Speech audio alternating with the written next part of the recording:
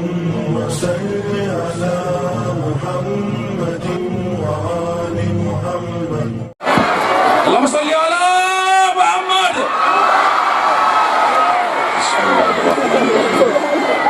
Assalamualaikum warahmatullahi wabarakatuh.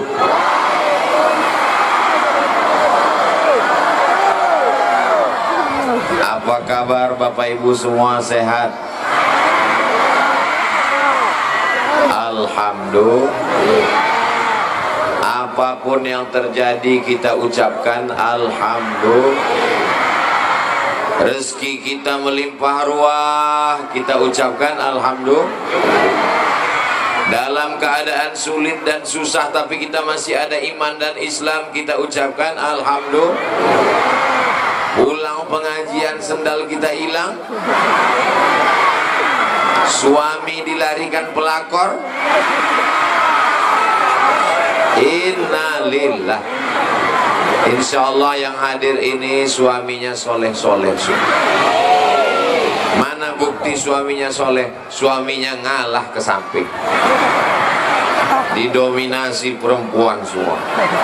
Ternyata ceramah di depan perempuan yang begini ramai rasanya merinding juga. Ini adalah ibu saya, kakak saya, adik perempuan saya sedang berada di tengah keluarga saya. Yang sama-sama kita hormati guru kita semua, Tuan Guru Ibnu Khalil, beserta seluruh keluarga besar Pondok Pesantren Inen Lemu, yang tak dapat saya sebutkan satu persatu. Tuan-tuan guru yang berada di belakang, mohon maaf tadi begitu lewat saya tidak bisa menyalami satu persatu karena pengawalnya 3 lapis. Ini memang betul-betul kalau dilihat orang masuk berita TV tidak aman. Padahal negeri ini amat sangat aman. Kenapa pengawalnya sampai 3 lapis? Karena pencinta Ustadz Abdul Somad di sini ekstrim dan radikal. Masya Allah, tabarakallah. Mudah-mudahan semua yang berkontribusi sehingga terwujudnya acara ini diberikan Allah kebaikan-kebaikan. Ustadz Somad yang disapanya cuma Tuan Guru saja. Tuan-tuan guru, para ustadz, bapak, ibu, hadirin, hadirat, muslimin, muslimat, mukminin, mukminat yang belum kawin dan belum sunat, semuanya dimuliakan Allah Subhanahu wa ta'ala. Ada bulan jatuh ke bumi. Lalu saya pun mencoba mencari pendapat ulama, apa makna bulan jatuh. Di antaranya yang memberikan komentar takwil namanya Imam An-Nablusi. Kata beliau, bulan jatuh ke bumi artinya rajulun alimun zu sya'nin wa rajulun zu sultatin. Alimun zu sya'nin, akan ada di bumi ini seorang berilmu tinggi, wa rajulun zu sultatin, ada seorang laki-laki yang punya kekuasaan. Dia berilmu, ada orang berilmu tapi nggak punya kuasa. Ada orang berkuasa tapi tidak berilmu. Menurut mimpi, kalau ada bulan jatuh ke bumi berarti ada orang berilmu dan berkuasa. Siapakah dia di antara kita? Wallahu a'lam. Apakah dia Ustaz Abdul Somad? Tidak, karena Ustaz Abdul Somad nggak ada kuasa. Karena nggak ada kuasa lah saya maka diejek-ejek orang di medsos. Kalau saya ada kuasa udah saya tembak semua kepalanya. Tuan Guru Ibnu Khalil berilmu karena beliau tamat pondok pesantren, betul? Dan beliau punya kuasa karena beliau anggota DPD, Dewan Perwakilan Daerah. Boleh jadi bulan yang jatuh itu adalah beliau yang hadir. Lama saya renungkan, banyak pejabat tapi tak ada ilmu. Kenapa dia bisa duduk? Karena serangan fajar. Banyak orang berilmu tapi tidak tidak bisa punya jabatan. Kenapa? Karena nggak ada uang. Tapi ini orang punya ilmu, tamat pesantren, tuan guru, dan punya jabatan. Mudah-mudahan ke depan jabatannya bisa lebih tinggi lagi. Sehingga kalau orang soleh punya jabatan, dia akan pakai jabatannya itu untuk menolong agama Allah. Rasa-rasanya seperti kampanye 2024. Bapak Ibu yang dimuliakan Allah Subhanahu wa taala, inan lemu, inan ibu, induk, lemu ilmu, induknya segala ilmu. Induk dari segala ilmu adalah ilmu agama. Kalau ada yang ahli matematika, fisika, biologi, kimia, hukum, ekonomi, baik apa tidak baik? Baik. Tapi kalau dia tidak mengenal Allah, dia akan mati seperti bangkai yang akan dimakan cacing tanah dan tidak ada yang bisa dibawa. Orang tercerdas di Indonesia, Presiden Indonesia, B.J. Habibie rahimahullah, apa kata dia? Otaknya paling hebat, IQ-nya paling tinggi, gelar doktor di Jerman. Seandainya umurku bisa pulang kembali, aku akan menuntut ilmu agama. Jadi anak kita mesti belajar ilmu agama. Bapak Ibu mau anaknya kaya? Mau. Mau anaknya pejabat? Mau. Mau anaknya ganteng? Mau. Tapi sakau. Sakau karena narkoba, sakau karena ganja, mabuk karena morfin. Siapa yang mau punya anak ganteng tapi mabuk? Syarat supaya anak kita soleh, maka kita masukkan dia ke pondok pesantren. Yang sudah memasukkan anaknya, alhamdulillah. Yang belum memasukkan anaknya, setelah mendengarkan tausiah ini, insya Allah. Yang sudah saya kasih tahu nggak mau juga memasukkan anaknya, inna mati berarti. Kira-kira mana yang lebih hebat, ibu-ibu atau bapak-bapak? Memang ibu-ibu ini ngaku hebat semuanya. Inan lemu, induk ilmu, ibu ilmu, tidak disebut bapak ilmu. Itulah mungkin mengapa ibu-ibu yang dapat posisi luar biasa, strategis. Walaupun di tengah-tengah ibu-ibu ini ada beberapa bapak-bapak yang terjebak di tengah ibu-ibu. Mudah-mudahan pulang nanti mereka tidak berubah menjadi ibu-ibu. Tuan Guru, Jenderal, Bapak Babinsa, Bapak Babin Kamtibmas, Bapak Dokter, Bapak Bupati, Bapak Gubernur, laki-laki yang hebat-hebat. Hebat apa tidak hebat? Hebat. Tapi mereka semua lahir dari rahim. Ada yang lahir dari rahim bencong?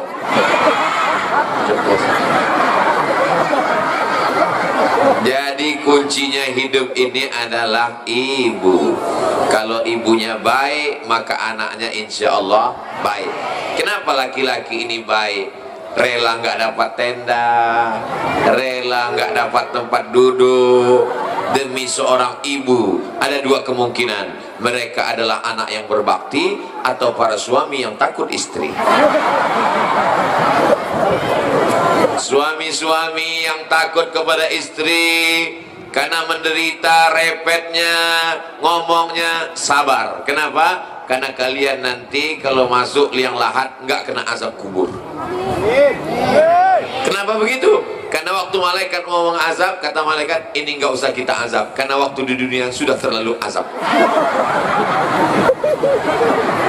Bapak Ibu yang dimuliakan Allah Subhanahu wa taala, kita ketemu di pinggir jalan, ada seorang anak umur 5 tahun perempuan, rambutnya dicat pirang, kukunya panjang, pakai kutek, lipstiknya tebal, pakai shadow, pakai make up. Kira-kira anak ini siapa yang mendandaninya seperti ini? Ibu. Sekarang kita melihat ada anak kecil umur 5 tahun, pakai jilbab panjang, bajunya panjang, sopan, ngidupkan handphone, merekam ustadz ceramah. Siapa yang mengajarinya? Ketika Nabi SAW didatangi seorang sahabat, ya Rasulullah, ya, Man ahaqqun nas bi husni suhbati. Siapa yang paling layak mendapatkan baktiku? Ummuka. Summa man? Ummuka. Summa man? Inan. Ibu. Kenapa ibu dapat 3 kali? Karena ibu yang mengandung, ibu yang menyusukan, ibu yang melahirkan. Bapak kalau mau dapat 3, coba mengandung, coba melahirkan, coba menyusukan. Bagaimana mungkin kami bisa ngandung, Pak Ustadz? Pulang dari sini, beli 1 kelapa muda, ikat di perut 9 bulan 10 hari. Bagaimana kami bisa melahirkan, Pak Ustadz? Pulang dari sini, beli mangga, telan sama biji-bijinya. Besok pagi keluarkan, biar kau tahu rasanya melahirkan. Bagaimana cara kami menyusukan, Pak Ustadz? Siapa yang masih punya bayi di rumah, pulang dari sini, ambil anaknya, susukan. Ustadz pernah nyoba? Pernah. Anak saya bayi, saya kasih, dia nggak mau. Dia tahu ini kok aneh, kata dia. Makanya kalau ada orang durhaka kepada ibunya, ada orang minum, ada orang judi, ada orang zina, kenapa hidupnya enak? Bukan berarti Allah lupa, azabnya nanti di akhirat. Tapi ada orang di dunia sudah kena azab. Siapa dia? Orang yang durhaka kepada orang tua. Kau gendong ibumu dari apa nama kampung kita? Belete. Kau gendong ibumu dari sampai ke kota suci Makkah Al-Mukarramah. Kau bawa tawaf dan sa'i, kau bawa ke Hajar Aswad. Setelah itu kau bawa ke Padang Arafah, lalu ke Musdalifah, melontar jumrah di Mina, haji pulang. Belum tentu dapat menembus sekali teriakannya saat melahirkan. Bukan senang melahirkan anak, betul Bu? Nanti kalau saya ceritakan gimana sakitnya, nggak ada yang percaya. Memang pernah aja Ustaz Somad. Melahirkan zaman dulu bukan seperti zaman sekarang. Zaman sekarang mudah, begitu dikasih obat makan, langsung lahir. Zaman dulu meregang nyawa, bersimbah darah, mati sebagai taruhannya. Makanya kalau kau mau bahagia hidup, senangkan ibu. Buat ibumu seperti raja, maka rezekimu akan menjadi seperti rezeki raja-raja. Bukan hadis Nabi. Dapat Ustaz Somad di grup WhatsApp. Saya ini anak pertama, adik saya anak kedua, dua-duanya laki-laki, nggak ada saudara perempuan. Berat ibu saya melepas saya pergi ke Mesir, jauh nak. Datang paman saya, saudara ibu saya laki-laki. Apa kata dia? Harimau mati meninggalkan belang, gajah mati meninggalkan gading, manusia mati meninggalkan nama baik atau nama buruk. Anakmu ini kalau kau lepas pergi, dia akan pulang meninggalkan nama baik. Tapi kalau kau tinggal bersamanya, dia jadi anak manja, dia akan meninggalkan nama tak baik. Dibukakan Allah pintu hati ibu saya pun pergi ke Mesir bersama Ustadz Dr. Zaki Abdillah dari Lombok, sahabat saya yang hari ini membawa saya kemari. 4 tahun, 4 Idul Fitri, 4 Idul Adha, gak pernah pulang kampung. Lupa saya wajah ibu saya. Belum bisa video call, belum ada handphone. 1998, tahun 2000 baru ada handphone. Tapi belum bisa beli, duitnya mahal. Tahun 2000 pergi ke Makkah melaksanakan ibadah haji, melihat jamaah haji yang mirip ibu kita. Oh, mirip ibuku. Saya lihat lama jamaah haji ngelihat. Apa lihat? Disangkanya saya copet. Saya pulang ke rumah, saya tanya ibu saya, ingat nggak dengan aku? Ingat. Rindu nggak dengan aku? Rindu. Aku ini anak kandung apa anak angkat? Kenapa tega mengirim aku jauh ke Mesir? Ku kirim kau jauh ke Mesir supaya kau jadi orang. Karena kalau kau di rumah bersama aku, nanti kau jadi hantu. Aku Aku sayang dengan kamu, aku rindu nak. Bagaimana cara ibu menghilangkan kerinduan kepadaku? Apa kata dia? Ku cari anak-anak tetangga yang hitam mirip kamu. Kalau hari raya ku belikan baju, ku usap kepalanya, ku kasih uang, ku cium dia. Karena kau seperti anakku. Begitulah kerinduan seorang ibu. Putus tangkai jantungnya. Cita-cita saya tidak banyak. Pernah Ustaz Somad bercita-cita ingin menjadi ustaz, punya Instagram yang followernya hampir 7 juta itu. Pernah Ustaz Somad bercita-cita tabligh akbar sampai ke Papua, sampai ke NTB. Tidak pernah terlintas di hati saya sedikit pun. Saya hanya ingin sekolah, sekolah, sekolah, supaya saya bisa membahagiakan ibu. Tapi apa yang terjadi? Setelah saya selesai sekolah, saya mau membahagiakan ibu saya. Ibu saya sudah meninggal dunia. Tak sempat saya berjumpa. Tapi saya yakin dan percaya, hari ini saya berada di tengah ibu-ibu. Saat melihat ibu-ibu yang tua, ingat saya ibu saya. Saya melihat anak-anak gadis yang masih muda, masih tetap, saya ingat istri saya. Bapak Ibu yang dimuliakan Allah Subhanahu wa taala, mudah-mudahan anak-anak kita adalah anak-anak yang berbakti kepada orang tua.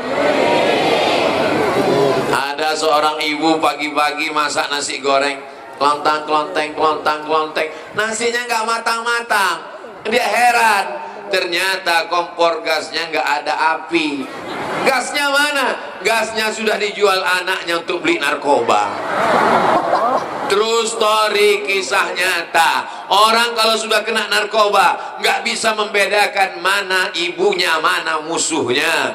Dia cabut goloknya, ibu, mari rantaimu, mari. Kenapa? Dia mabuk, dia sakau. Ini salah siapa? Sedikit banyak salah kita juga. Karena anak ini seperti pohon bambu. Pohon bambu bisa dibuat melengkung, pohon bambu bisa dikepang. Tapi ketika bambu masih hijau, masih putih, ada balon yang meledak. Begitulah ibu-ibu di Belete.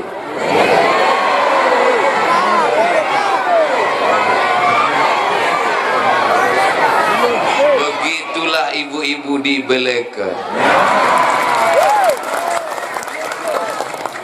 Bagaimana mereka? Anaknya masih kecil, kalau ditinggal di rumah nangis, mau dibawa ke pengajian nanti takut ganggu pengajian. Akhirnya ibu-ibu cerdas, dibelikan balon. Anaknya pun diam. Malang tak dapat ditolak, untung tak dapat diraih. Suara ustadz menggelegar, balon pun pecah. Belikan balon yang baru. Abang-abang, saya sudah iklankan balon Anda. Jangan lupa 2,5%.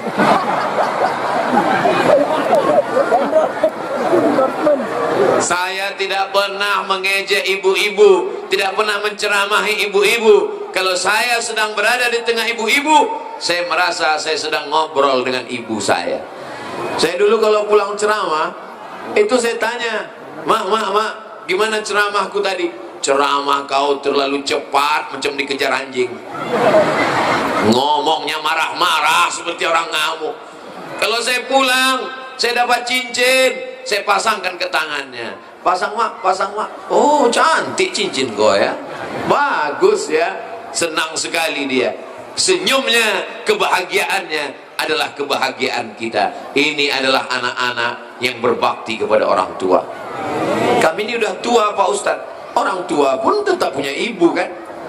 Ada yang langsung turun dari planet Mars ke bumi? Nggak ada. Inilah kebahagiaan kita. Selamatkan anak kita dari narkoba. Amin. Ustaz Somad, tolong kasih saya doa. Doa apa Bu? Doa rezeki saya tahu, doa minta ilmu saya tahu.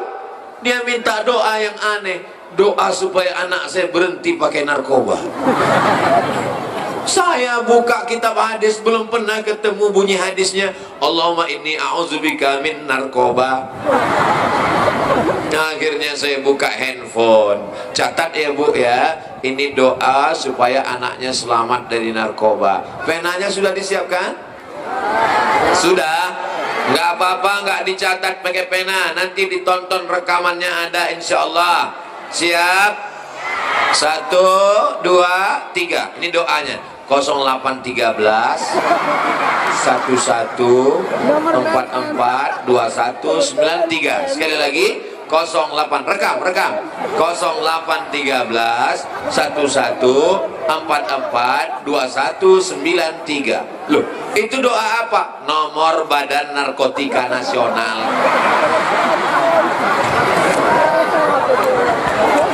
Jangan malu punya anak pecandu narkoba. Daripada dia disimpan di rumah menyimpan bom atom yang akan meledak, mau nyimpan bom. 4 orang kena narkoba. Pertama, bodoh karena kabel-kabel urat otaknya putus. Yang kedua, gila, berakhir dengan kegilaan. Anak dibunuh, istri dibunuh, orang tua dibunuh demi uang untuk membeli sabu-sabu. Betul? Yang ketiga, penjara, ditangkap polisi. Yang keempat, mati karena sakau, menggelegar. Sebelum dia pakai narkoba, dia ambil kipas, dia pun mengipas. Sebelum pakai narkoba dia berkipas. Begitu dia pakai narkoba, kipasnya diam, kepalanya goyang. Saya cuma mau ngasih tahu, rambut saya belum berubah. Jamaah yang dimuliakan Allah Subhanahu wa taala, siapa yang bisa menjaga anak-anak kita? Kita. Ustaz Somad, nanti selesai pengajian tolong ke rumah sebentar. Ada apa, Bu? Kita makan-makan. Wow, amazing. Saya pun datang, makan, enak, minum. Setelah selesai, Ustadz, kami mau bicara 4 mata. Saya khawatir, jangan-jangan dia mau nawarkan anak gadisnya. Ustadz, bisa kita bicara 4 mata? Jangankan 4 mata, 3 pun bisa. Apa masalahnya? Anak saya kena narkoba, Pak Ustadz. Mantap! Langsung masuk ke BNN. Ini nomornya. Saya nggak sampai hati, bos. Terserah, mau sampai hati, mau sampai jantung. Yang penting saya udah sampaikan, saya pulang. Rupanya diam-diam dia nelpon. Assalamualaikum BNN. Waalaikumsalam. Dapat nomor dari siapa? Dari Ustaz Somad. Oh iya Ibu, apa kabar? Bulan depan saya ketemu lagi. Gimana Bu? Alhamdulillah Pak Ustadz. Gimana? Anak saya sudah ditangkap. Sekarang saya nggak pusing lagi, nggak mikir anak saya mabuk di mana. Saya nggak bingung lagi anak saya sakau di mana. Dulu kalau tengah malam jam 2 saya pusing, takut dia ditabrak mobil, takut kumat, takut hilang. Kadang-kadang kamar saya kunci, takut saya terbunuh, tiba-tiba dia hilang kesadarannya. Sekarang saya betul-betul tenang Pak Ustadz. Gimana? Karena udah ditangkap. Terus kalau tetangga nanya anaknya di mana? Saya jawab sedang S2 di Bandung. Masya Allah. Lalu kemudian bulan depannya saya jumpa lagi. Gimana kabar anaknya Bu? Alhamdulillah sudah diwisuda. Ternyata sudah sembuh dalam sebulan. Rehabilitasi narkoba dan pulang berikutnya bulannya saya datang. Gimana kabarnya? Alhamdulillah sudah nikah dan sekarang sudah dengan istrinya tenang. Tidak ada jalan lain kecuali kita menyelamatkannya. Jangan sampai ibu tidak mau tahu. Yang mengandung anak itu ibu atau bapak? Ibu yang mengandung anak 9 bulan 10 hari. Betul? Di beleke. Iya, mengandungnya masih 9 bulan 10 hari. Masih? Alhamdulillah. Di tempat lain udah diskon 4 bulan. Anak adalah fotokopi ibu. Ibu ngandung 9 bulan 10 hari, menyusukannya 2 tahun, membesarkannya dengan tetes peluh keringat dan air mata. Bapak datang sekali-sekali aja. Jadi makanya doa ibu luar biasa. Ada seorang anak pecandu narkoba, ibunya pergi ke Makkah, dia beli dirigen diisi air zam-zam, dia tawaf 7 putaran, orang lain berdoa Rabbana atina, orang lain berdoa subhanallah walhamdulillah wala ilaha illallah wallahu akbar, orang lain bertalbiyah labbaik Allahumma labbaik. Dia enggak, doanya cuma satu, anakku berhenti narkoba, anakku berhenti narkoba, anakku berhenti narkoba, anakku berhenti narkoba, anakku berhenti narkoba, anakku berhenti narkoba. Habis itu dirigen itu dia pulang bawa ke rumah, dia panggil anaknya, anakku kau kesini, kau sudah ku kandung 9 bulan 10 hari, kau sudah kususukan 2 tahun, ini air zam-zam 1 dirigen, sudah ku bawa tawaf 7 putaran, doaku nggak ada doa lain, kau berhenti narkoba, kau berhenti narkoba, sekarang kau minum, ku mandikan. Alhamdulillah berhenti anaknya dari narkoba. Kisah nyata, true story. Ustaz baca di mana? Ustaz nonton di mana? Ustaz tahu dari mana? Anaknya cerita ke saya. Saya berhenti narkoba ini karena doa ibu, Pak Ustaz. Doa ibu luar biasa. Jangan main-main, jangan macam-macam. Ibu ini walaupun doanya salah tetap makbul. Betul? Makanya ibu kalau manggil anak marah, emosi, jangan panggil anak setan. Jadi setan betulan. Kalau mau manggil dia calon DPD, calon tuan guru, calon Ustadz Somad. Jangan. Jadi Ustadz Somad ini berat, biar aku aja. Ada seorang laki-laki namanya Juraij. Siapa namanya? Juraij. Juraij tidak kerja, dia hanya beribadah kepada Allah, dia hanya berzikir, berdoa, dia hanya sholat pagi, petang, siang dan malam. Suatu ketika ibunya lewat di tempat dia beribadah. Ya Juraij, dia diam. Allah, Allah, Allah, Allah, Allah. Ya Juraij. Ya Allah, ya Allah, ya Allah. Panggilan yang ketiga, ya Juraij. Dalam hatinya, mana yang lebih mulia, Allah atau ibu? Allah. Allah lebih mulia. Maka dia diam. Akhirnya apa kata ibunya? Ya Allah, jangan matikan Juraij sebelum matanya melihat WTS, wanita tuna susila. Marah ibunya karena 3 kali dipanggil gak menyaut. Jangan matikan Juraij sebelum matanya melihat wanita tuna susila. Apakah doanya dikabulkan Allah? Jangan kemana-mana, kita lanjutkan setelah yang satu ini. Kalau acaranya di TV gitu ada iklannya. Ini karena kita langsung nggak pakai iklan. Apakah mungkin Juraij ketemu dengan wanita tunasusila? Nggak mungkin. Dia orang soleh, dia nggak pernah keluar tempat ibadah, dia beribadah saja dari kalangan Bani Israel. Tidak mungkin dia ketemu wanita tunasusila. Tapi karena doa ibunya dikabulkan Allah, apa yang terjadi? Tiba-tiba ada perempuan hamil, bukan kekenyangan, perempuan yang hamil, dan perempuan ini ngaku ini anak Juraij. Lalu orang kampung datang menangkap Juraij. Apa kata mereka? Juraij pembohong, Juraij penipu, Juraij pendusta. Selama ini kau nampaknya berzikir, rupanya engkau sudah melakukan zina. Kata Juraij, jangan bunuh aku, tunggu anaknya lahir. Akhirnya anak itu pun lahir. Datang Juraij menusuk pusar anak itu. Pusar apa pusat?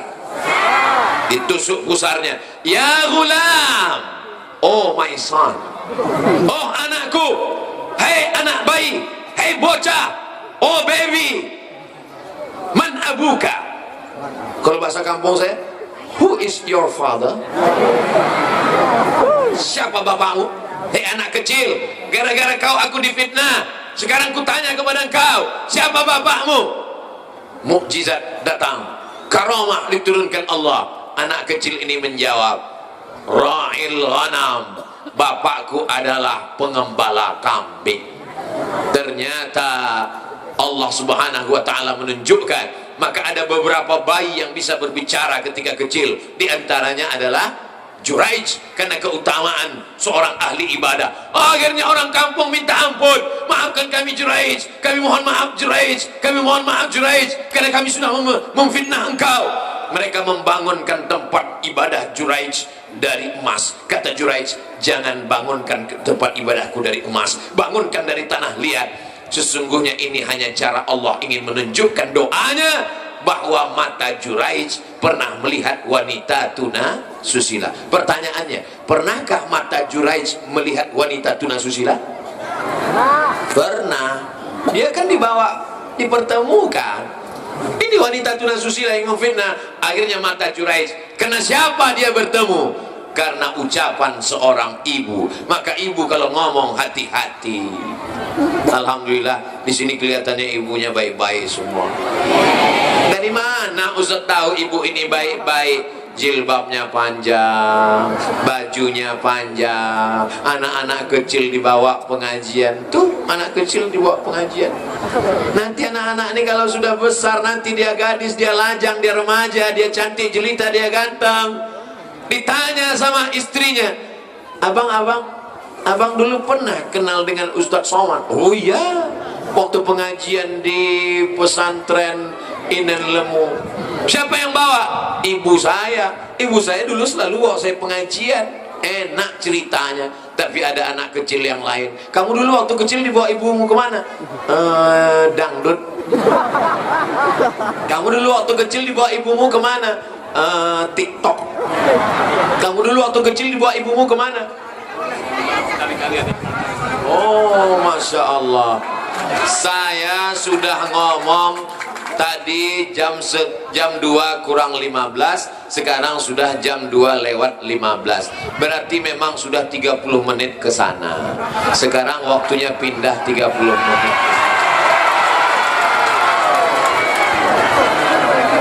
Oh, maaf ya Bu. Itulah makanya banyak laki-laki yang takut beristri dua. Karena memang mesti adil. 30 menit ke sana, 30 menit ke sana. Kalau tahu begini saya minta bantal tadi. Bagus saya ceramah ke atas. Ibu-ibu mohon maaf saya membelakang ibu-ibu. Bukan gak hormat, bukan gak sopan sama ibu saya. Tolong doakan Abdul Somad supaya istiqomah, mati dalam keadaan husnul khotimah. Jamaahnya semangat sekali. Saya ngadap ke sana, berarti jamaah ceramahnya diulang dari awal lagi. Aduh. Apa kabar semua ibu-ibu, sehat? Yang di sini mereka pakai tenda, pakai aula, Masya Allah, tabarakallah. Apakah yang di atas lebih mulia daripada yang di bawah? Boleh jadi yang di bawah, yang tidak dapat tenda, yang kepanasan lebih dulu masuk surga.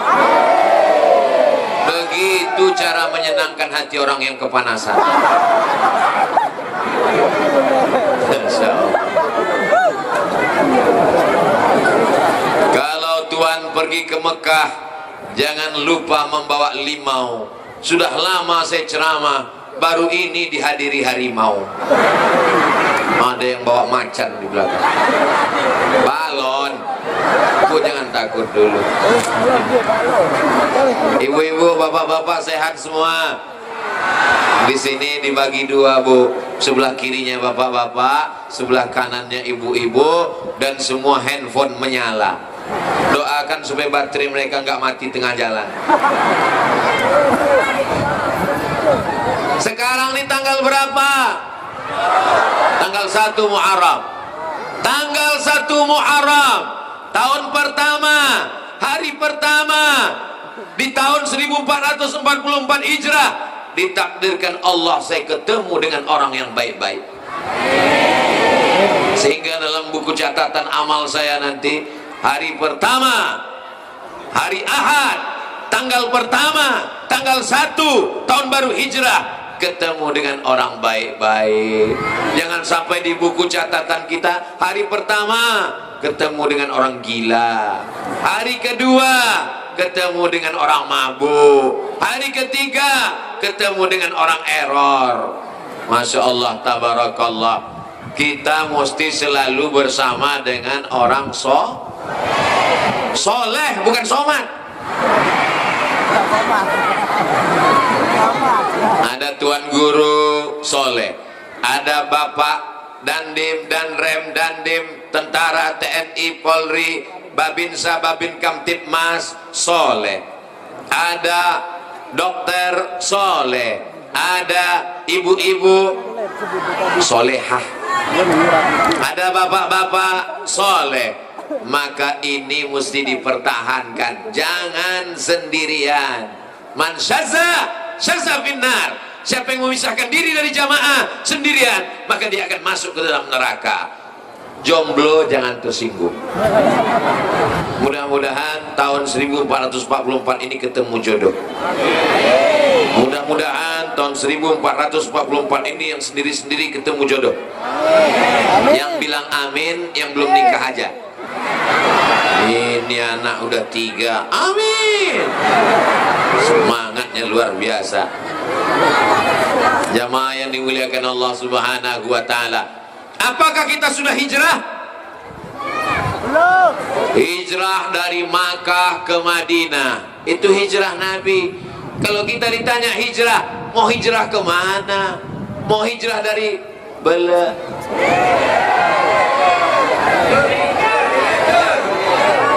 mau hijrah dari Bele ke mana? Mau hijrah ke Riau? Mau hijrah ke mana? Kita tetap berada di bumi yang kita cintai ini, betul? Lalu arti hijrah itu apa? Man hajara manahallahu anhu. Arti hijrah adalah meninggalkan semua yang dilarang Allah, yang selama ini kerjanya haram, riba, curi, maling, ganggu orang, aniaya orang. Setelah ini dia menjadi orang yang baik. Mudah-mudahan kita semuanya hijrah. Jangan ada satu tembakau pun yang patah. Jangan ada satu pohon ubi yang rusak. Jangan ada satu jagung pun yang rontok. Karena nanti di akhirat kita akan dituntut di hadapan Allah Subhanahu wa ta'ala. Ada orang pergi kondangan, waktu kondangan dikasih makan daging, dagingnya nyangkut di gigi. Apa namanya? Sampai nyangkut, dicongkel pakai lidah, nggak bisa. Akhirnya pas pulang dari kenduri, dia ambil pohon di pinggir rumah tetangga, dia patahkan rantingnya, lalu dia congkel, keletak. Alhamdulillah. Kira-kira tetangganya rugi nggak gara-gara satu ranting? Satu ranting rugi, pelit betul. Nggak ada rugi satu ranting. Akhirnya dia lupa dan mati menghadap Allah. Suatu ketika saat dia dihisab di akhirat, faman ya'mal mithqala dzarratin khairan, sebesar biji sawi pun perbuatanmu akan dinilai, dihisab di hadapan Allah. Ditunjukkan amalannya, sholatnya lengkap, puasanya lengkap, zakatnya lengkap. Ada satu masalah, dia lama hisabnya. Gara-gara apa? Gara-gara ngambil ranting tetangga. Ngambil ranting tetangga aja hisabnya lama, apalagi selimut tetangga. Ngambil ranting tetangga. Ini Ustadz ngomong nih, ngedongeng ini. Ini ada dalam kitab Ar-Risalah Al-Qushairiyah yang dibaca khatam. Masya Allah, tabarakallah. Salah seorang tuan guru sahabat kami yang ada di Beleke, beliau ikut mendengarkan kajiannya. Ketika Covid, Ustadz Somad gak bisa ceramah kemana-mana, di rumah saja. Akhirnya kami khatamkan Ar-Risalah Al-Qushairiyah. Memang Abdul Somad baru pertama kali sampai kemari, tapi Bapak Ibu sudah sering lihat videonya di channel Ustadz Abdul Somad. Jangan lupa subscribe, like, share, and comment. Ngaji bareng UAS Ustadz Abdul Somad, Bank NTB Syariah, Inen Lemo Beleke. Boleh. Berarti saya setiap mau nyebut saya harus lihat dulu. Boleh. Bapak Ibu yang dimuliakan Allah Subhanahu wa taala, jangan zalim, jangan aniaya, jangan sampai kita rusak hubungan. La yadkhulul jannah, tidak masuk surga. Siapa dia? Qati'ur rahim, orang yang memutus tali silaturahim. Selama saya jalan dari depan turun mobil masuk ke rumah tuan guru lewat aula kemari, berapa tangan yang terinjak, berapa tangan yang sudah ngulur mau salaman gak jadi, berapa kaki yang terinjak. Kaki saya aja kena injak.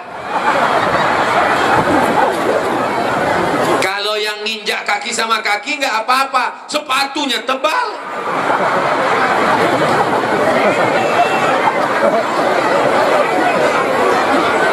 Saudaraku yang dimuliakan Allah Subhanahu wa taala, ittaquz zulma, jangan zalim. Fa inna zulma zulumatun yaumal qiyamah. Karena kezaliman akan menjadi kegelapan pada hari kiamat. Insya Allah hari ini tidak ada yang berbuat zalim, tidak ada yang terzalimi. Apakah Bapak Ibu mau memaafkan salah silap Ustaz Abdul Somad?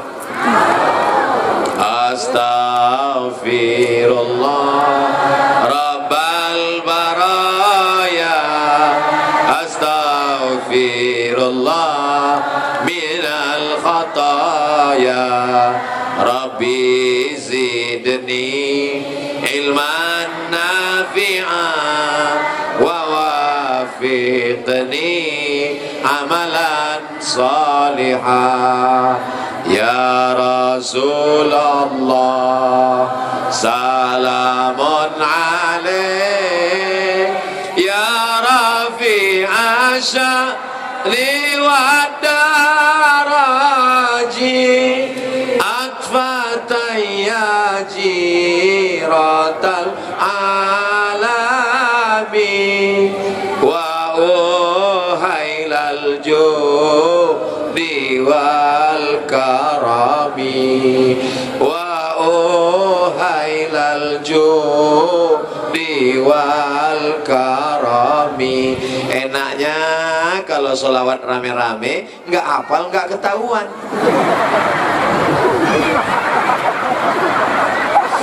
Pas nanti pulang ditanya sama anaknya, tadi perasaan istighfar yang dibaca Ustaz Somad enak mah? Iya, tolong ucapkan sekali lagi. Gak bisa diulang. Ya sekali, cuman sehari sekali aja. Nanti malam berusaha untuk ngapa? Ya Rasulullah salamun alaik, ya rafi'a sya'ni wa daraji, atfatan ya jiratal alami, ya uhailal judi wal karami. Itu sholawat untuk menenangkan kita. Saya yakin 100% waktu ibu-ibu dulu mengandung anaknya pasti bersolawat kan? Yang nggak bersolawat bingung mau jawab.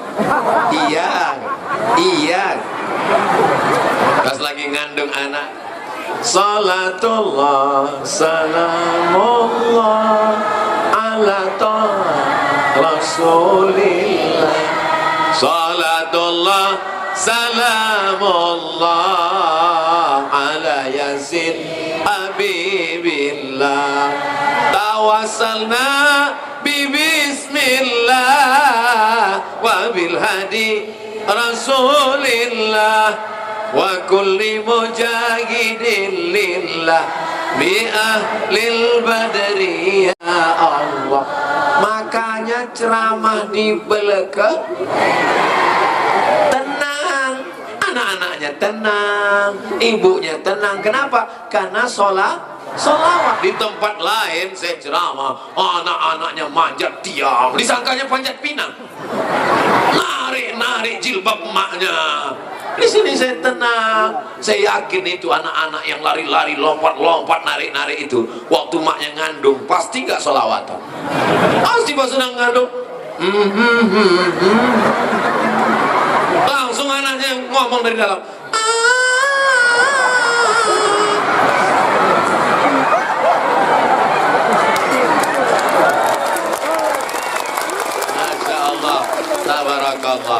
ada wisata jalan-jalan. Ibu mau ikut jalan-jalan? Jalan-jalannya ke Moskow. Moskow itu ibu kota Rusia. Nama presidennya Vladimir Putin. Yang menyerang Ukraina Zelensky. Jalan-jalan ke Rusia, nanti dibawa ke museum untuk melihat lukisan yang cantik dan indah, diiringi dengan suara musik Mozart, Beethoven, dan klasik. Tapi syaratnya berat, saya nggak bisa ikut. Syaratnya apa? Mesti hamil 5 bulan. Kenapa? Karena ibu yang hamil 3 bulan, 4 bulan, 5 bulan diajak melihat lukisan supaya matanya ngelihat yang indah-indah. Kenapa mendengarkan musik Beethoven dan Mozart? Supaya telinganya mendengar musik lembut yang indah-indah, supaya anaknya mudah diatur. Itu percaya nggak percaya? Orang Barat nggak bertuhan, komunis percaya bahwa anak yang di dalam itu berpengaruh terhadap kebiasaan ibunya. Ibunya suka ceramah, makanya kalau datang ke Tuan Guru, ibu-ibu hamil datang ke Tuan Guru, Assalamualaikum Tuan Guru. Waalaikumsalam. Saya nih hamil, sebaiknya baca apa ya Tuan Guru? Baca Quran. Saya nggak sanggup baca khatam 30 juz. Kira-kira surat apa yang bagus? Surat Yusuf. Maka dibaca surat Yusuf. Maksud Tuan Guru supaya anaknya imannya kuat, nggak mempan digoda Zulaikha, karena imannya seperti iman Nabi Yusuf. Si ibu salah paham. Dia sangka anaknya nanti ganteng seperti Nabi Yusuf. Begitu lahir anaknya hitam pesek. Komplain sama Tuan Guru. Tuan Guru, saya selama hamil sudah baca surat Yusuf, kok anak saya begini? Tuan Guru ini orangnya sabar, dia senyum. Dia tanya, suaminya mana? Ini, dia kan mirip. Masa suaminya begini, anaknya ganteng? Buah itu jatuhnya tidak jauh dari pohon, kecuali kalau jatuhnya ke sungai atau dilarikan burung. Innallaha la yanzuru ila ajsamikum. Allah tidak melihat bentuk rupa kamu. Allah tidak melihat bentuk tubuh kamu. Kalau masuk surga itu karena tubuh badan, maka gajah lebih dulu masuk surga. Kalau yang dilihat itu bulu, monyet masuk surga. Yang dilihat itu adalah amal soleh, bukan soman. Ini yang hadir ini mengawali tahun barunya dengan amal soleh. Saya ini Pak Ustadz, tahun lalu 1443 banyak dosa, banyak salah, banyak silap. Saya ini orangnya berbuat maksiat. Pak Ustadz, jangan kau ceritakan, ku tahu dari bentuk wajahmu.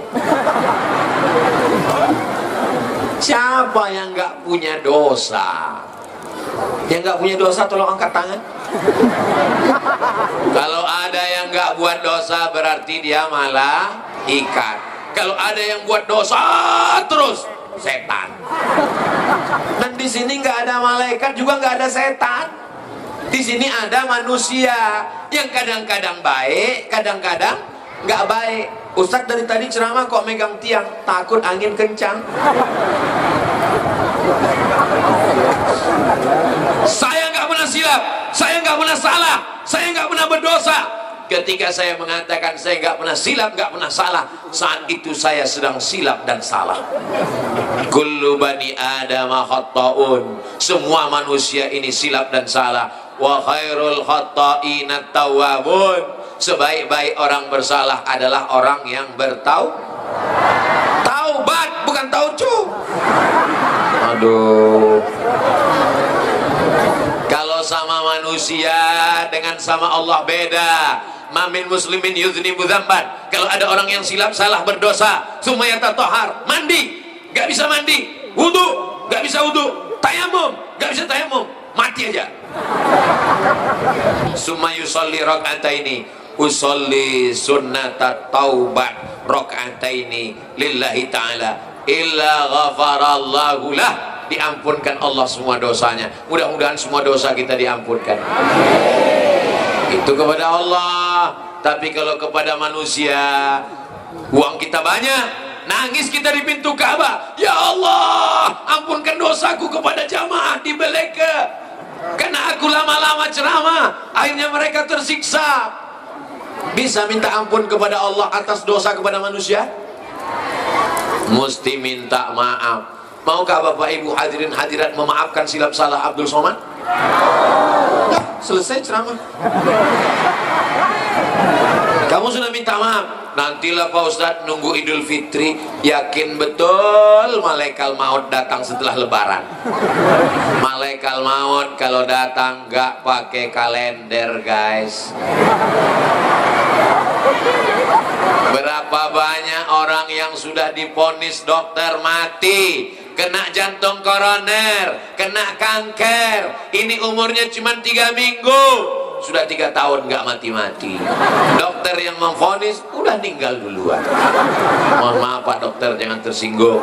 Dengar ceramah Ustadz Somad kuncinya satu, jangan tersinggung.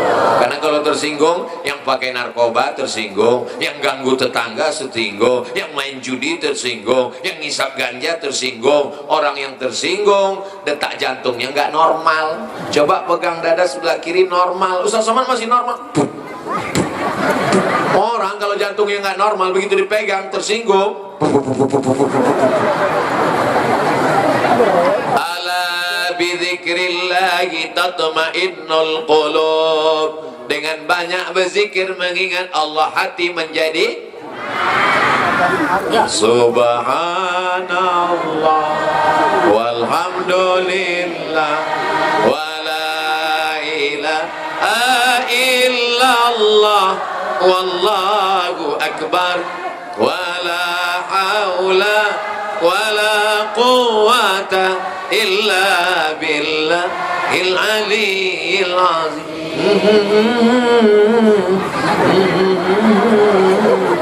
Itu caranya kalau nggak hafal syairnya. Mudah-mudahan yang tahun lalu nggak sholat, sekarang sholatnya nggak tinggal. Assalamualaikum Ustaz Somad. Waalaikumsalam. Alhamdulillah, barokah ceramah Ustadz di kampung kami. Begitu Ustadz pulang, suami sekarang sudah sholat. Sholat apa Bu? Sholat Jumat. Aduh. Man taraka sholata muta'ammidan, siapa yang meninggalkan sholat secara sengaja, faqad kafara jihara, kafirlah dia secara nyata. Na'udzu. Saya yakin dan percaya ini suami-suaminya pasti sholat semua. Kalau suaminya nggak sholat, nggak mungkin istrinya diizinkan pergi pengajian. Betul? Orang beleka manggil suaminya apa? Abang, amang, abang, ama. Ama, aku mau pergi pengajian. Siapa yang ceramah? Ustadz Somad. Silakan pergi. Ama nggak ikut, ama mau main gaple sebentar. Paling tidak dia tidak menghalangi istrinya beribadah. Doakan pagi, petang, siang dan malam. Saya banyak ketemu suami-suami yang nggak sholat, nggak puasa, mabuk. Tobatnya bukan karena ceramah Ustadz Somad. Saya diundang ke rumahnya, tidur di kamarnya, pakai kendaraannya. Saya ini tobat dalam hati saya. Ini pasti dia cerita, dia tersentuh karena ceramah saya. Saya ini tobatnya Pak Ustadz. Saya pun udah siap-siap. Bukan karena Ustadz. Hah? Saya tobat karena istri saya berkata waktu mau tidur malam, nanti kalau abang mati gimana? Ustadz Somad ceramah 1 jam, gak masuk ke hatinya. Tapi ibu cuma ngomong 5 kata. Kalau ama nanti mati gimana? Ternyata ucapan yang keluar dari hati masuknya ke, tapi yang ucapan dari mulut cuma sampai ke mulut. MLM, mulut ke mulut. Nanti kalau ama mati gimana? Terngiang di tengah malam, kalau ama mati gimana? Pas bangun pagi, kalau ama mati gimana? Kalau yang 5 kata itu nggak masalah, tapi kelanjutannya itu, nanti kalau ama mati gimana? Mobilnya akan aku pakai dengan suamiku yang baru. Nanti rumahnya akan kupakai dengan yang baru. Itu terngiang-ngiang di kepalanya. Akhirnya dia tobat nasuha dan suka pengajian. Jadi ibu, kalau sekarang suaminya agak-agak seperti Fir'aun, agak-agak seperti Qarun, sabar-sabar aja, doakan tiap malam, pulang nanti ingatkan dia, nanti kalau amak mati gimana? Bapak Ibu yang dimuliakan Allah Subhanahu wa Ta'ala, ada ustadz yang ceramah, tapi Ustadz Somad ceramah ini kepada orang yang sudah baik, sudah pakai jilbab, sudah sholat, sudah puasa, sudah ngaji. Ini bukan dakwah, ini namanya taklim, ngajar. Ada orang yang belum sholat jadi sholat gara-gara ibu. Ada orang yang pakai narkoba berhenti gara-gara ibu. Ada orang yang berzina tobat gara-gara ibu. Maka ibu lebih mulia daripada Ustadz Abdul Somad. Itulah yang sebenar-benarnya dakwah. Ayah dia Allahu bika rajulan wahidan, satu orang dapat hidayah karena lisanmu, khairum min umurin na'am, lebih baik daripada kau mendapatkan seekor unta yang merah. Unta merah kendaraan termahal zaman Nabi Muhammad sallallahu alaihi wasallam. Khairum minad dunya wa ma fiha, lebih baik daripada dunia dan seisinya. Mudah-mudahan kita termasuk orang yang berdakwah, mengajak orang ke jalan Allah Subhanahu wa Ta'ala. Tadi dimulai jam 2 kurang 15, sekarang sudah jam 3 kurang 15. Pas 30 menit ke depan, 30 menit ke belakang. Setelah itu baru menjawab beberapa pertanyaan. Pertanyaan-pertanyaannya bisa ditulis di kertas atau langsung melalui mikrofon. Jangan bertanya melalui telepati. Saya mau ngetes Ustaz Somad, kira-kira dia tahu nggak apa yang ada dalam hatiku. Saya bukan tukang sulap. Mudah-mudahan pertanyaannya nggak menjebak. Minta petunjuk cara mendidik anak menghadapi era globalisasi penuh dengan medsos berdasarkan tuntunan secara Islami. Yang pertama, ibu bapak bertanggung jawab terhadap handphone anak karena ibu bapak yang membelikannya. Ini yang pertama.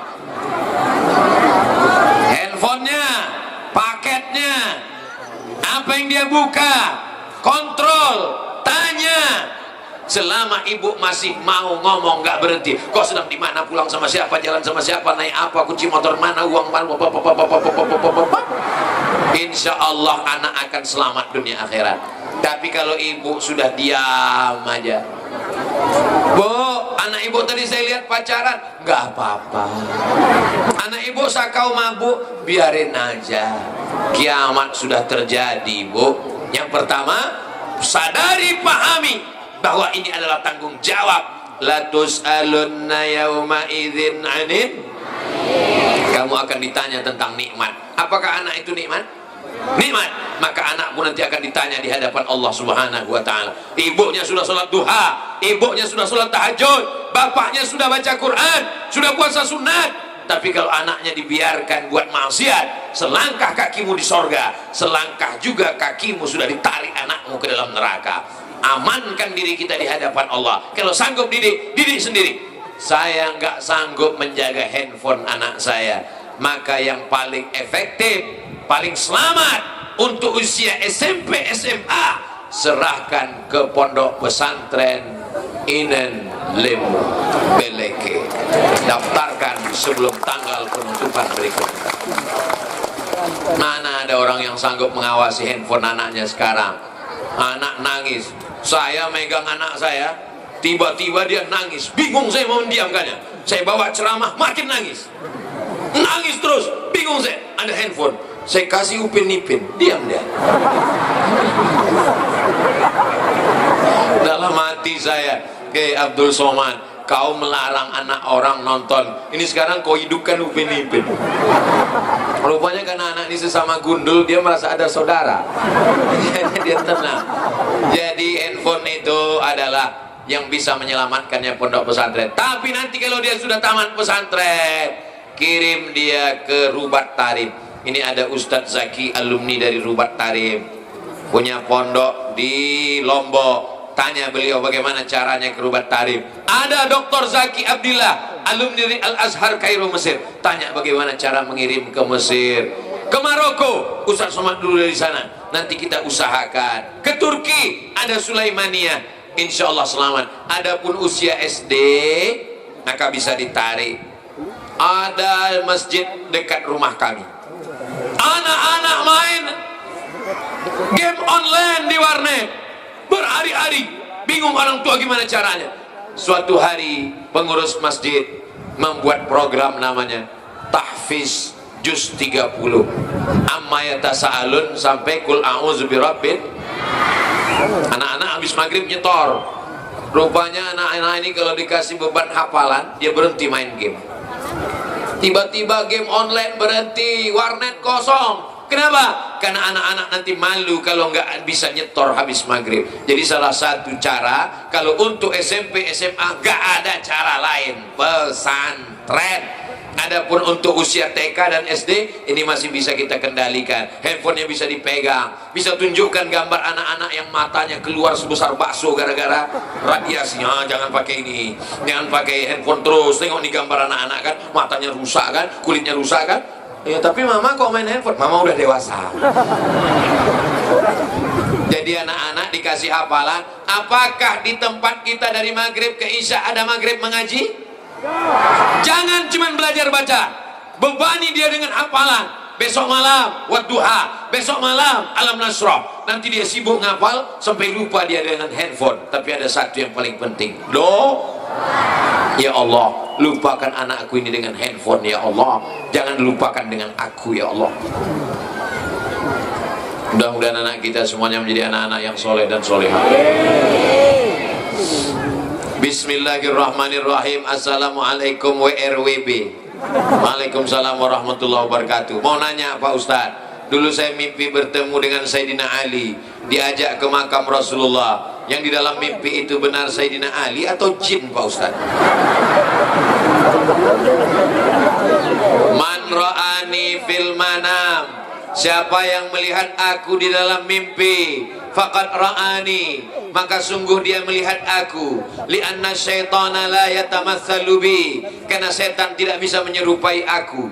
Siapa yang melihat nama Nabi dalam mimpi, dia mengatakan aku Muhammad Rasulullah, atau dalam mimpi itu ada orang yang mengatakan berbisik itu Nabi Muhammad, maka itu memang betul-betul Nabi Muhammad, karena setan tidak bisa menyerupai Nabi Muhammad. Tapi bagaimana dengan Sayyidina Abu Bakar, Sayyidina Umar, Sayyidina Utsman, Sayyidina Ali, atau wali-wali Allah Syekh Abdul Qadir Al-Jilani? Lihat pesannya. Kalau pesannya baik berarti itu dari Allah, tapi kalau pesannya jelek berarti itu setan. Nah ini pesannya kita lihat baik apa tak baik. Dia mengajak ke makam Rasulullah Sallallahu Alaihi Wasallam, baik apa tak baik? Baik. Berarti ini ilham yang dititipkan Allah SWT. Bersyukurlah saudaraku, engkau dipertemukan dengan Sayyidina Ali. Baik, diajaknya ke makam Rasulullah. Apa makna berziarah ke makam? Artinya mengikut sunnah Rasulullah Sallallahu Alaihi Wasallam. Nah, jadi itu adalah Sayyidina Ali karena pesannya adalah baik. Mudah-mudahan kita semuanya mengikut sunnah-sunnah Nabi Muhammad Sallallahu Alaihi Wasallam. Selamat tahun baru hijrah 1444 Hijriah. Mohon maaf lahir dan batin. Kita lanjutkan 3 kertas lagi. Hampir selesai, nggak jadi.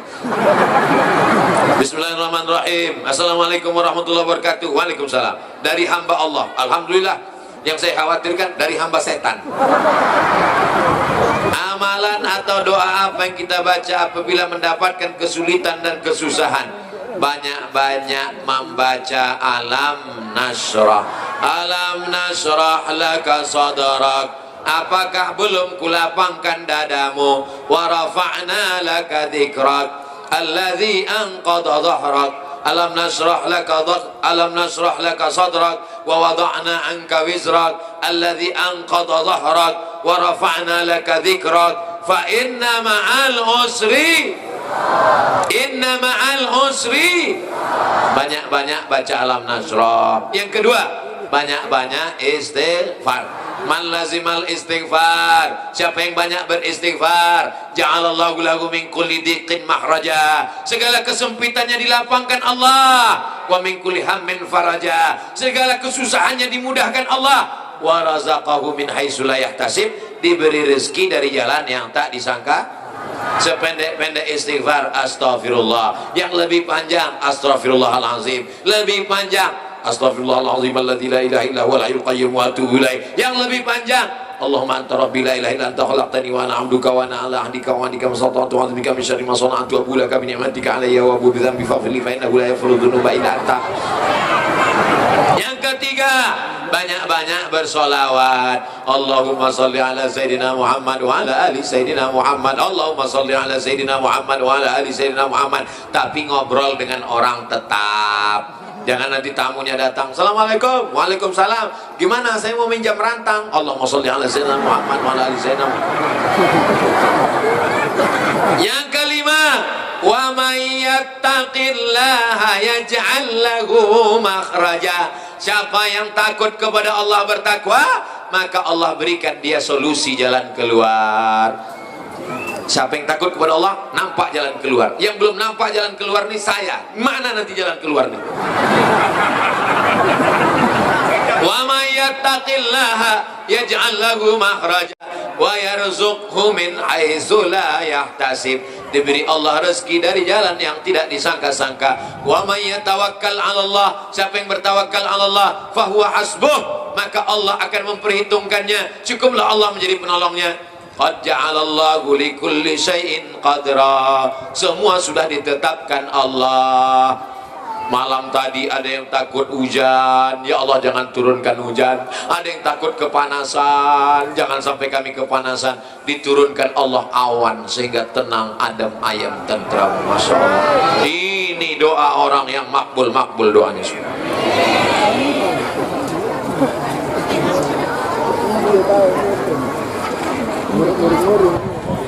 Apa hukum istri meninggalkan suami? Jadi TKW ke luar negeri, sedangkan suaminya menganggur.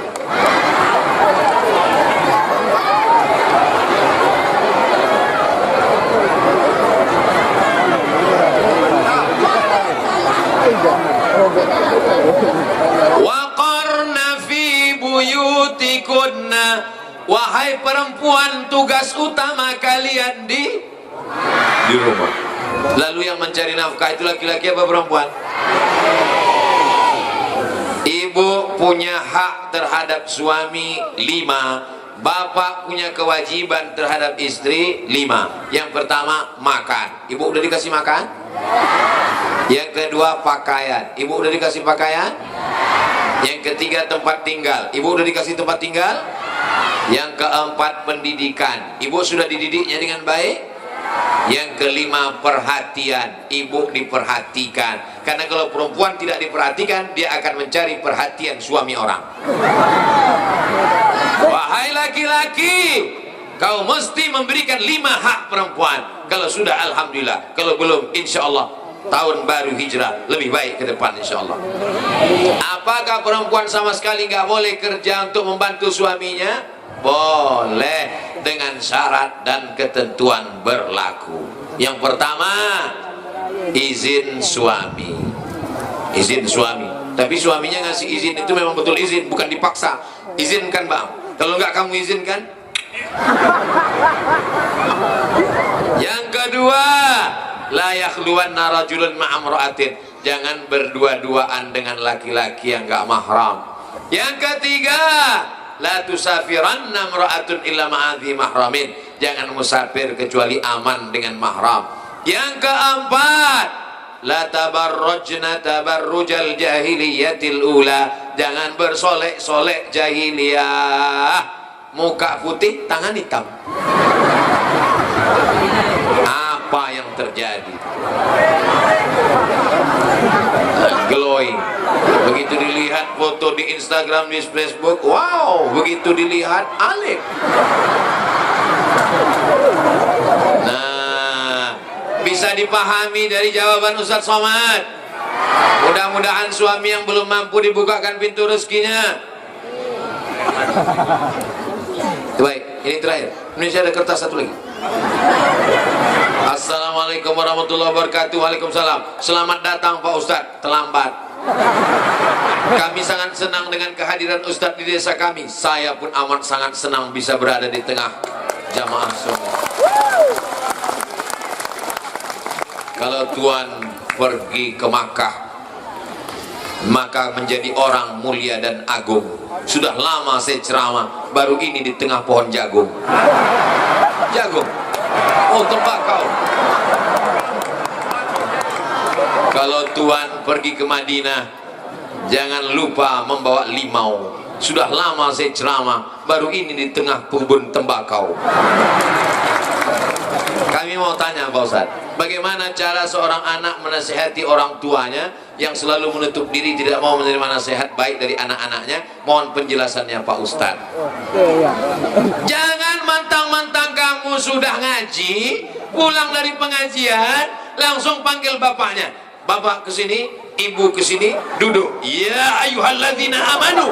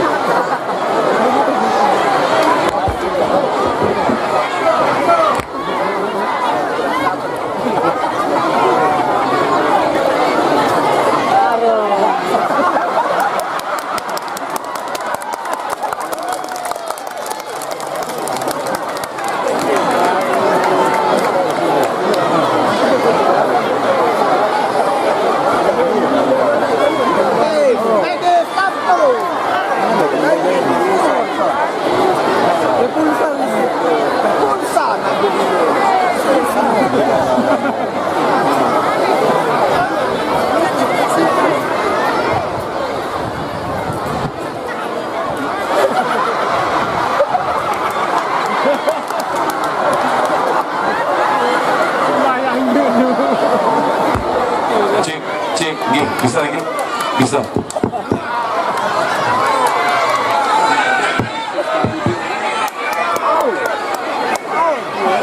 Jangan ceramahi bapak ibumu, minta tuan guru. Orang tua kita, bapak kita, ibu kita itu kan ada orang yang dia hormati kan? Ada tuan guru, bahasanya dari kita. Ngomong ke tuan guru tolong ngomongkan begini-begini, nanti kami mau buat arisan di rumah, nanti tuan guru ngomong, orang tua yang sudah tua nggak juga sholat mau mati. Ini nampaknya bocor ini. Nah, jadi jangan melalui lisan kita, tapi melalui orang lain. Jelas? Terakhir, jamaah tabligh itu dianjurkan atau jamaah sesat atau gimana Pak Ustadz? Ada seorang laki-laki namanya Maulana Qasim. Siapa namanya? Maulana Qasim membuat sekolah namanya Darul Ulum, rumah ilmu. Apa namanya? Darul Ulum didirikan di India, nama kotanya Deoban. Apa namanya? Lalu salah seorang muridnya namanya Maulana Ilyas. Siapa namanya? Maulana Ilyas ahli hadis, iktikaf 8 bulan di Masjid Nabawi. Ketemu dengan Nabi Muhammad SAW. Kata Nabi, wahai Maulana Ilyas, berdakwahlah engkau seperti aku dulu. Dakwah di India nggak bisa pakai tabligh akbar, takut dibunuh sama pemerintahan India karena muslim di sana minoritas. Beda dengan di NTB, bisa tabligh akbar, di sana nggak bisa. Maka dakwahnya seperti zaman Nabi, ketuk dari pintu ke pintu. Assalamualaikum, assalam. Kya hal hai? Tiki acha kos.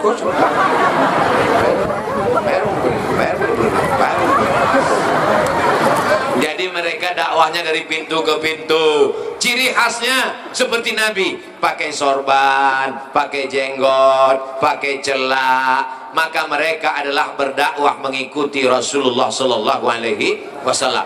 Jadi kalau ada orang mengatakan sesat, sesatnya di mana? Sesat karena pakai jubah, Nabi pakai jubah. Sesat karena pakai jenggot, Nabi pakai jenggot. Sesat karena pakai celak, Nabi pakai celak. Sesat karena pakai siwak, Nabi pakai siwak. Adapun oknum-oknum, maka tidak bisa kita generalisir secara umum. Mereka dari pintu ke pintu, ayo sholat Pak, ayo sholat Bu. Setelah jamaah ramai datang, barulah diceramahi Ustadz Somad. Orang menyangka ini jamaah Ustadz Somad, padahal ini adalah jamaah Tuan Guru. Mereka tidak menyebut namanya tabligh. Orang lain yang nyebut tabligh, karena tabligh artinya nyampaikan. Ayo sampaikan, ayo sampaikan. Orang ngejek jamaah tabligh. Jamaah apa tuh? Jamaah tabligh. Jamaah apa tuh? Jamaah kompor, karena mereka bawa kompor. Jamaah apa tuh? Jamaah macam-macam. Mudah-mudahan kita diselamatkan Allah Subhanahu wa ta'ala.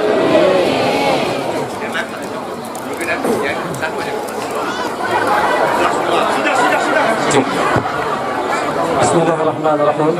Assalamualaikum warahmatullahi wabarakatuh. Ustaz, saya mengambil barokah dengan segala ceramah yang Ustaz sampaikan. Dan yang saya akan tanyakan, supaya tidak silap salah di dalam menyembah Allah, kami mohon tausiahnya sedikit saja tentang itu.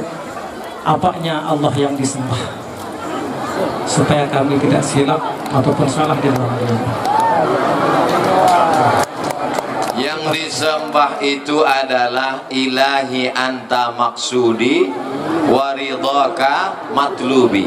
Yang kusembah itu adalah engkau ya Allah. Apanya? Apakah zatnya? Apakah asma'nya? Kalau kita pejamkan mata, apakah yang terbayang tulisan Allah atau yang nampak hitam putih merah kuning kelabu? Ma khatara bibalik fallahu laisa kadzalik. Apa saja yang terlintas di hati, di pikiranmu, di matamu, maka itu bukan Allah. Lalu Allah yang mana? Itulah yang dipelajari dalam tauhid. Wujud qidam baqa mukhalafatu lil hawadisi qiyamu binafsihi wahdaniyah qudrat iradat. Jadi kalau ada ilmu hayat sama basar kalam, jadi kalau ada orang mengatakan nanti kalau kau sembah Allah bentuknya begini, rupanya begini, maka dapat dipastikan rusak akidah tauhid kita. Kita menyembah Allah Subhanahu wa ta'ala, keagungan, kemuliaan jangan dicari. La tatafakkaru fi dzatillah, tafakkaru fi khalqillah. Pikirkan tentang ciptaan Allah sampai kau yakin bahwa Allah itu ada. La tatafakkaru fi dzatillah, jangan kau pikirkan zat Allah, karena fa innakum la tuqaddiruna qadra, karena kamu tidak akan pernah sanggup memikirkan zat Allah Subhanahu wa ta'ala. Wallahu a'lam bishawab. Mudah-mudahan kita selalu diberikan iman dan Islam, anak kita anak soleh dan solihah. Tahun ini lebih baik daripada tahun kemarin. Ala hazihin niyah wa kulli niyatin solihah. Al-Fatihah. A'udzubillahi minasyaitonir rajim. Bismillahirrahmanirrahim. Alhamdulillahirabbil alamin. Arrahmanirrahim. Maliki yaumiddin. Iyyaka na'budu wa iyyaka nasta'in. Ihdinas shiratal mustaqim. Shiratal ladzina an'amta 'alaihim ghairil maghdubi 'alaihim waladdallin. Amin. Allahumma inna nas'aluka salamatan fid din wa afiyatan fil jasad wa ziyadatan fil ilmi wa barakatan fil rizqi wa taubatan qabla al maut wa rahmatan indal maut wa maghfiratan ba'dal maut. Allahumma hawwin alaina fi sakaratil maut wa najata minan nar wal 'afwa indal hisab. Rabbana hab lana minas salihin. Rabbana ighfir lana dzunubana wa liwalidayna warhamhuma kama rabbayana shaghira. Rabbana atina fid dunya hasanah wa fil akhirati hasanah wa qina azabannar. Wa sallallahu ala sayyidina Muhammad wa ala alihi washabihi wasallam. Walhamdulillahi rabbil alamin. Taqabbalallahu minkum minna wa minkum taqabbal ya karim. Iringi pulang Ustaz Somad dengan selawat sallallahu ala